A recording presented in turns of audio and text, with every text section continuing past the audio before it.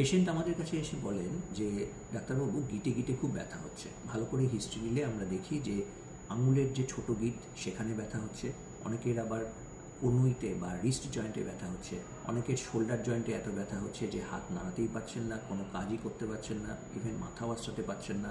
অনেকের back pain হচ্ছে, মানে পুরো শিরদাঁড়া জুড়ে ব্যথা হচ্ছে, অনেকের কোমরে ব্যথা হচ্ছে, বা অনেকের হাঁটুতে এবং গোড়ালিতে খুব ব্যথা হচ্ছে ঘুম থেকে ওঠার পরে, বা অনেকের কাফ মাসেলসে ব্যথা হচ্ছে। তা এই যে বিভিন্ন রকমের ব্যথা এবং জয়েন্ট পেন, এগুলোর কিন্তু বিভিন্ন কারণ হতে পারে। তার মধ্যে একটা হচ্ছে মেটাবলিক কম্পোনেন্ট। এখানে দেখা যায় যে ইউরিক অ্যাসিড, থাইরয়েড এগুলো অল্টার হয়ে আছে। অনেক সময় দেখা যায় ভিটামিন ডি, ভিটামিন বি12 এগুলো অল্টার হয়ে আছে, তার জন্য ব্যথা হচ্ছে।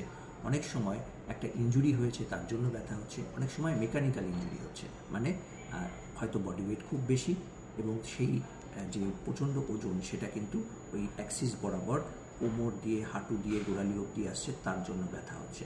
তো এই বিভিন্ন ব্যথার জন্য কিন্তু বিভিন্ন রকমের ট্রিটমেন্ট এবং প্রচুর ইনভেস্টিগেশনস আলাদা আলাদা ব্যথার জন্য দরকার। সুতরাং এরকম ব্যথা হলে শুধু ব্যথার ওষুধ না খেয়ে অবশ্যই চেষ্টা করুন ফিজিশিয়ান ভিজিট করার, প্রপার ইনভেস্টিগেশন করুন এবং তারপরেই কিন্তু ওষুধ খান।